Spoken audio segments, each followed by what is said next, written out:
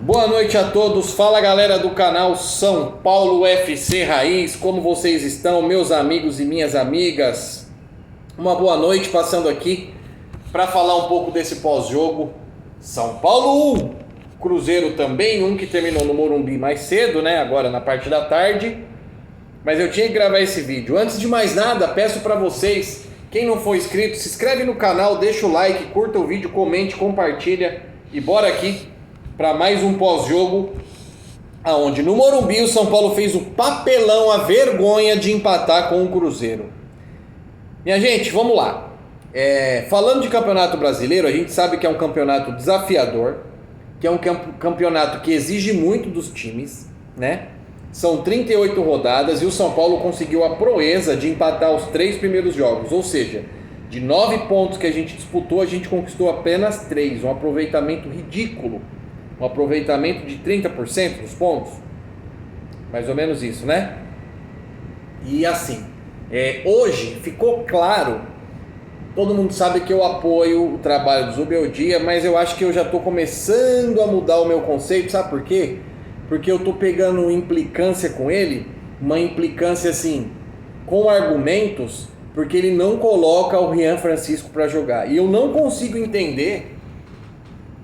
Por quê? O Caleri estava suspenso no jogo de hoje, né? O Caleri estava suspenso. E aí ele entrou, começou o jogo com o André Silva. Mas no primeiro tempo o André Silva não jogou nada, o André Silva não fez nada. Então não justifica ele voltar no segundo tempo com o André Silva, já que ele tinha sacado o Luciano, tirasse o André Silva também e colocasse o Rian Francisco. Porque aí você teria o Lucas Ferreira, o Matheus Alves e o Rian Francisco, que são 3 meninos da base que disputaram juntos a Copa São Paulo de Futebol Júnior. Então eles têm entrosamento, eles se conhecem dentro de campo. E aí ele coloca o Rian Francisco com 35 minutos do segundo tempo, gente. Oh, pelo amor de Deus. E aí não vem falar, mas foi o Max Cubeira. Não interessa que é o auxiliar, quem dá ordem é o técnico. É uma mensagem de WhatsApp, é uma ligação que acontece. Dentro do vestiário, vocês acham que não teve uma chamada de vídeo do Zubeldia para tentar falar alguma coisa com o time de São Paulo? Gente, vamos parar de ser hipócrita aqui, né? E eu acho que está devendo nesse aspecto, tá? Ele teve o Campeonato Paulista para poder fazer esse laboratório, para poder dar rodagem para essa garotada, ele não fez isso. E agora, gente, ele vai ter que trocar o pneu com o carro andando. Porque o São Paulo não tem grana para poder fazer grandes investimentos. O São Paulo está numa fase de reestruturação, de reconstrução, certo? Então, a salvação é a molecada da base. E o São Paulo sempre foi um clube que revelou muitos jogadores da base. E jogadores bons, jogadores que renderam bons frutos aí ao clube. Senão o São Paulo já tinha quebrado, gente, falando financeiramente, igual tá o nosso rival aí, o Corinthians. Perdido com uma dívida bilionária de 2,7 bilhões de reais, né? E voltando agora para o São Paulo, a gente está com uma dívida de 1 bilhão, mas isso não pode entrar em campo. O que tem que entrar em campo é um jogo com variações táticas e o treinador do São Paulo precisa usar a garotada da base. Outro ponto que eu queria questionar aqui, eu não entendo por que ele deixou o Ferrarese no banco hoje. Zubeldia, o Juan Tressoldi não dá para ser titular do time do São Paulo, tá? Eu até botava fé nesse menino, mas infelizmente as atuações que ele teve com a camisa do São Paulo prova que hoje, pelo menos hoje, no dia 13 de abril de 2025, ele não tem condição de ser titular do São Paulo Futebol Clube. E vinha jogando Arboleda, Alan Franco e Ferrarese. Se você tirou os 3 zagueiros, era só você ter deixado o Alan Franco e o Ferrarese. Eu não entendi você ter colocado hoje o Juan Tressoldi para jogar e deixado o Ferrarese no banco. Tanto que ele bateu cabeça em várias oportunidades com o Alan Franco dentro da partida. E o São Paulo é um time que no meio campo, com o Luciano, é um cemitério de jogadas, que não tem criação nenhuma. Lá na frente, o André Silva é inimigo do gol.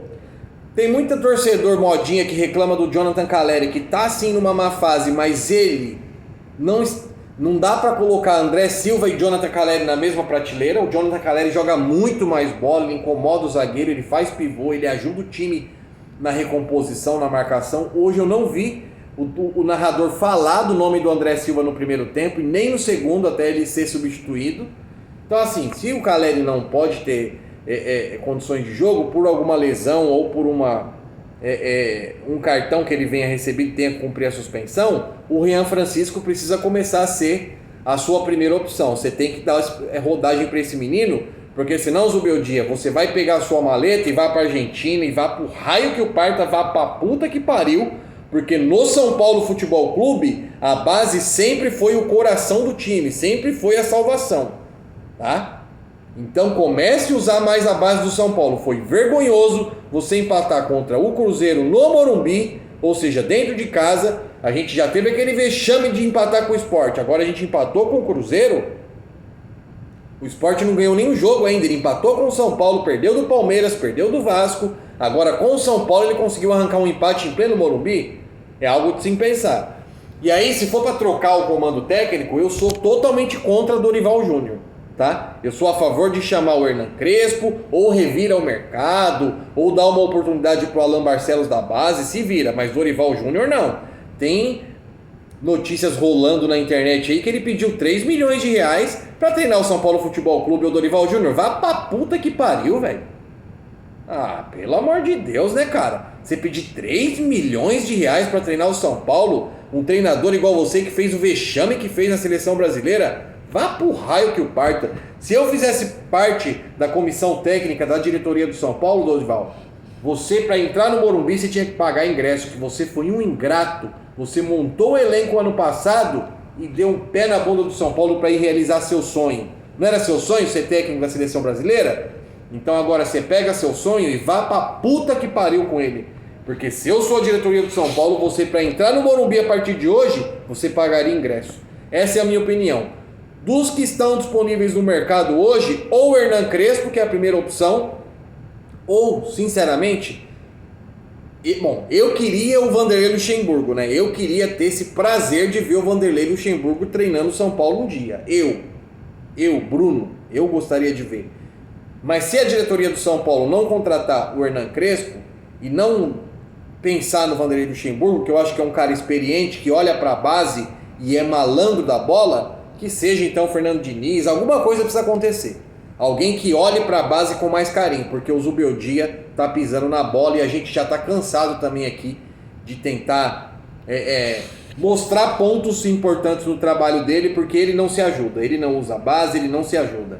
E o São Paulo hoje precisava dos 3 pontos, precisava da vitória e ela não veio mais uma vez, tá bom? Galera, peço para vocês, se inscrevam no canal, deixa o like, curta, comente, compartilha e tchau, tchau.